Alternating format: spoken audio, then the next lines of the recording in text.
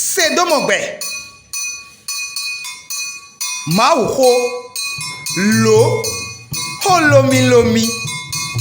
Dans Zipotoué. Jan y fait. Sédomongbè. Maouho flag bedi do fond peme. Sédomongbè si ambassa ni kocheno ngwete hunsa mi morale no kati no pojo ofibo gbeche duwe pele no eno ablo po ba santé na e chenu mi lo gbe gbigbo egbe o mera ko avo ato imi podo mera ko danda shalpo ye wado moji don lo bodo fe podo leme bo mi do mi mo mi e podo ye ipo engaro mi mo mi e din o yin lo podo agba safia no Estelle Chibozo hunsa nawe gaga wiwiyo epo mi kwedo agba elo sabo eno sanre na so ye inu osodo jitombo mina mwe bo egbe atewe mi kajiro na kendo nwanyinyi udo kwededo te dimbo elo kwe odo Saint Valentin bo agbon fidebu dion o eno de dide vavo cheche bo mi de jesie bo nu mo paton edo to di asanta e to nu di hu mina kende u bo nu aton we mina dokodo nunu koto ete kono Saint Valentin o nu we go yiseno ka hena du kwe mon koton bo nu aton go ewe kind of ete mo ko kadodo o mon koton u mechele mi lo ehun agbaji odie mi le to gbenu mi do podogo bona ka nu iwa oji ete kono Saint Valentin o ai kutanto ho medion ni do fi bi koro je bi wele bi kwido won we ni o fi ego si o me gege tuan me le dole o nyande yin o mauso ato boyin ma o kodo to boyin we no bo wenu e o to gan da ho clothe we go edo zipojio e so babondo le mene ni wuli alo abo me ene o eka ya wenu ene o eno wuli alo nu meledo eno nu glo no wuli alo nu ye do o akosu we onu ton edo le nu mele wuli alo ekunu babona ya wan o hun ene sombo ekun san wuli alo bo eye no wuli alo nu ye bo e wa wuli bo so do gan pa me bo e wuli do gan pa me o ene kudo e wa wi bo e wuzu e kudo nu eyin nu dagbe o sita me bo e wa so e lobo so zun memi mena ko ene o eto yin do nu gbo je ne hun eto ka yin do adingba hun mi si kuto ado o Saint Valentin de o e di blai atomo dio etewe ka yin nu bo mi anu kunu mi eyin lo Saint Valentin de ya tomo de tewe kono flino o zofi plus aussi azan wene gogbe mi se ku tumbodo amo no mi na do koro popo won nu mi de mi hunu kumbo amo ewa indole kwe mon koto indole nwanyinyi si kwewe bo eje wene nu o dile mi ko tumbo meleno do nwanyi kodo sedo yedelewe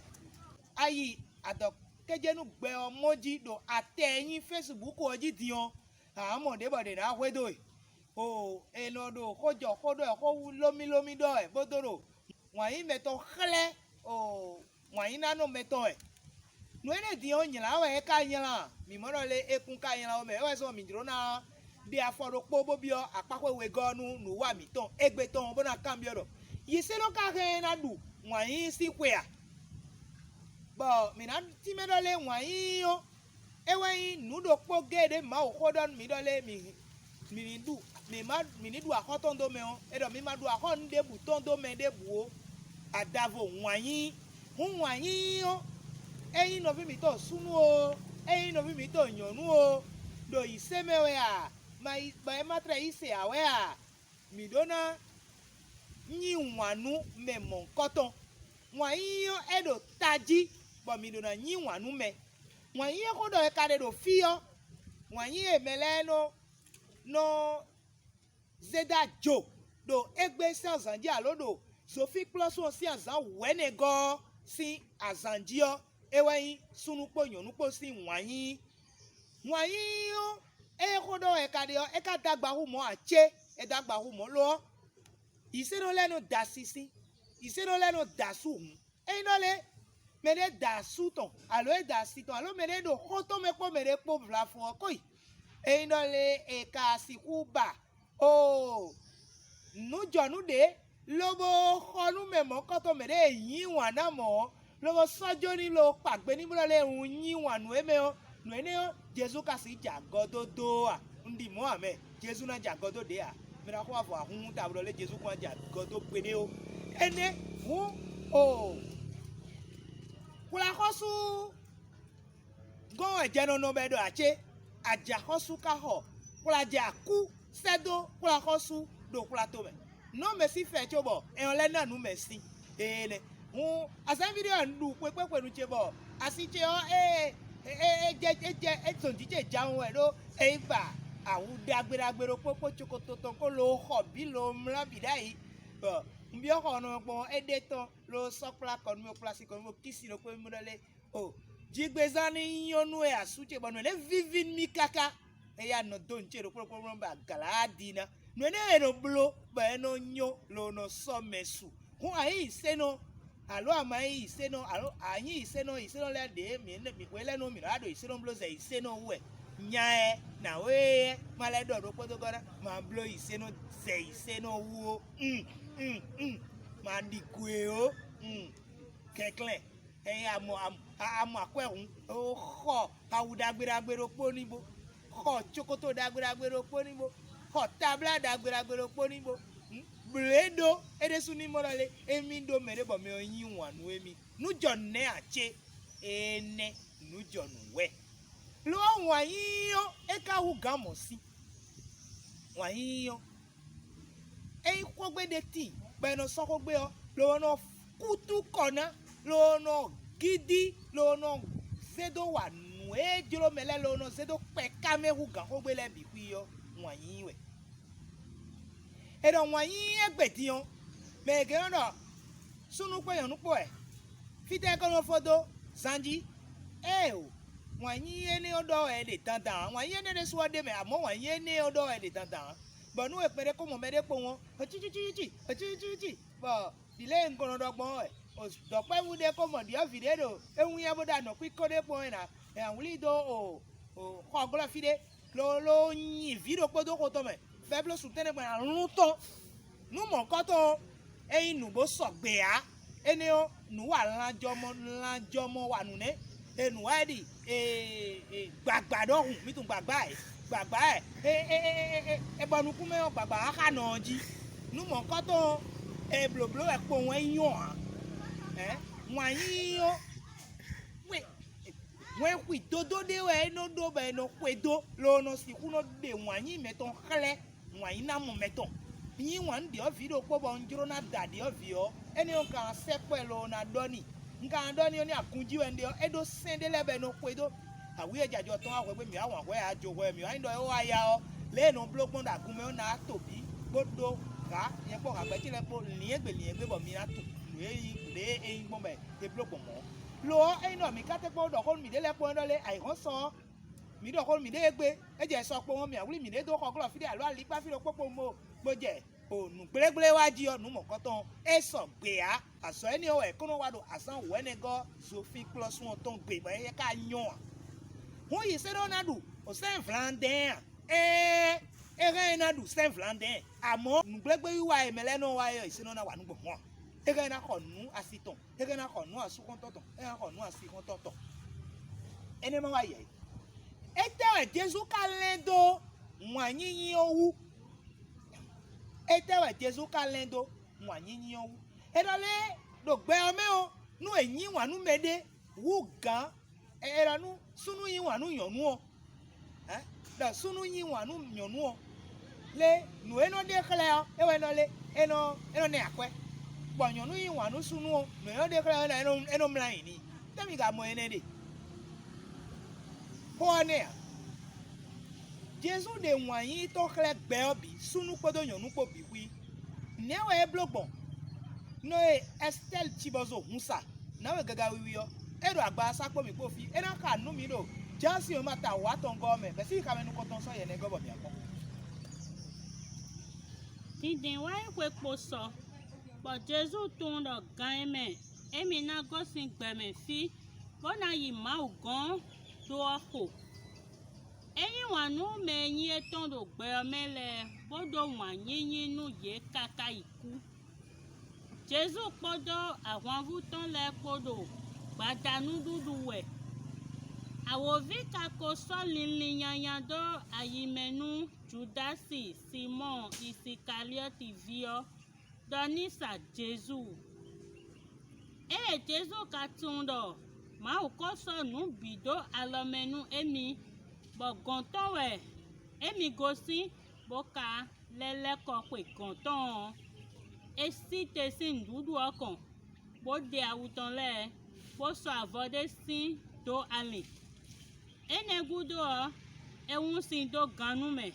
bó jẹ àfọkọlọnu àwọn àwùtàn lẹ jído kórópó bónà dàn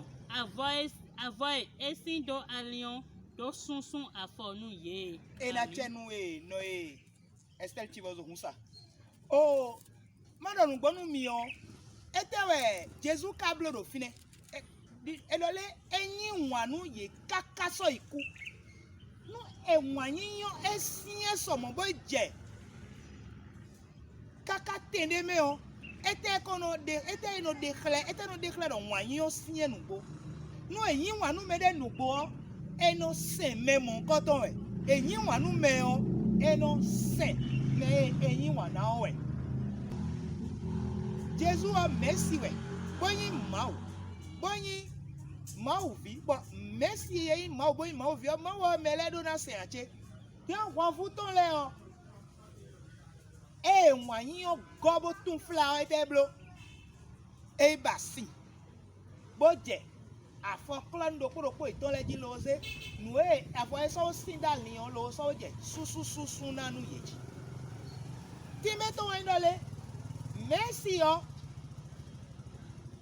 o eye me na se o eweje khle na jibrale mere nyi wanu me bo nyi nwa pipe nu me o edona se me o we ko ene o ewe Jesus de khle bodole nwanyi do nu me o le no de khle gbon die eno se me de enyi wa now nu we go Jesus level declare do nwanyi si an linu dole nwanyi de bukun kade bo